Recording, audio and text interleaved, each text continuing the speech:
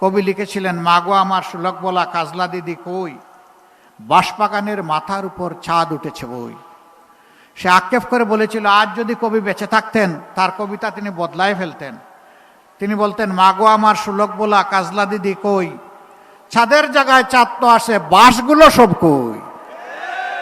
বিগত একটি সরকার বলেছিল আমরা বাংলাদেশকে উন্নয়নের মহাসড়কে উঠায় ফেলেছি। তারা বলেছিল বাংলাদেশ এখন উন্নয়নের রোল মডেল। তারা বলেছিল আমাদের দেশ হবে সিঙ্গাপুর এবং কানাডা। এগুলা তারা বলে নাই? না, ঠিকই তারা উন্নয়নের রোল মডেল করেছিলেন বিশ্বের কনসেপ্ট ধারণাকে পাল্টে দিয়ে। তারা রোডের বদলে কি ব্যবহার করতেন? আরো জুড়ে বলেন, কি ব্যবহার করতেন? বাঁশ। তারা সিমেন্টের সাথে কি জুগায় দিতেন? ছাই, শালি। এইভাবে একদিকে উন্নয়ন আর একদিকে দপাস। একটা মেয়ে ডিবেটে খুব চমৎকার করে তুলে এনেছিল। সে বলেছিল, কবি লিখেছিলেন, মাগো আমার সুলক বলা কাজলা দিদি কই, বাঁশবাগানের মাথার উপর চাঁদ উঠেছে বই। সে আক্ষেপ করে বলেছিল, আজ যদি কবি বেঁচে থাকতেন তার কবিতা তিনি বদলায় ফেলতেন। তিনি বলতেন, মাগো আমার সুলক বলা কাজলা দিদি কই, ছাদের জায়গায় চাঁদ তো আসে, বাঁশগুলো সব কই। নতুন রিন গভীর থেকে পরিষ্কার করে কাপড়কে রাখে নতুনের মতো উজ্জ্বল। নতুন রিন অ্যাডভান্স পাউডার। সেই বাঁশ তারা উজাড় করে ফেলেছিল।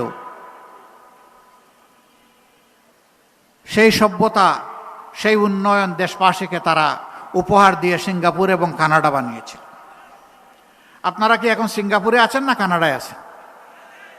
বাংলাদেশে আছেন। তারা কিন্তু সিঙ্গাপুর এবং কানাডায় কেউ কেউ আছে। দেশের টাকা চুরি করে বড় বড় ডাকাতরা এখন সিঙ্গাপুরে বিশাল বিশাল ব্যবসা গড়ে তুলেছে। ইয়েস, তাদের জন্য সিঙ্গাপুর হয়েছে।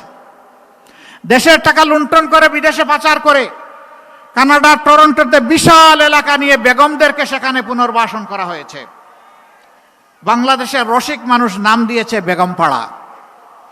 অতএব তাদের ঠিকই কানাডা হয়েছে, বাংলাদেশের জনগণের টাকা চুরি করে।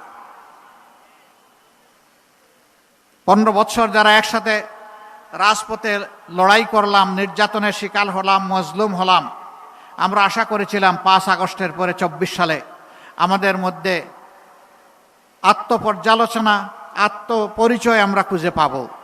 কি আমাদের দায়িত্ব এই জাতির প্রতি আমরা বুঝবো। মজলুম কারে বলে সেইটা আমরা অনুধাবন করব। আর কারো প্রতি মজলুমরা আমরা কেউ জালিম হয়ে উঠব না। এই জন্য প্রথম দিকে আমার একটা বক্তব্য ছিল, এটা নিয়ে তুলপাড়, মহাসাগরে ঢেউ শুরু হয়েছিল।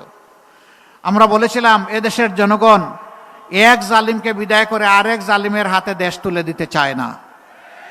আপনাদের মনে আছে? আমার এই কথা কি মিথ্যা প্রমাণিত হয়েছে?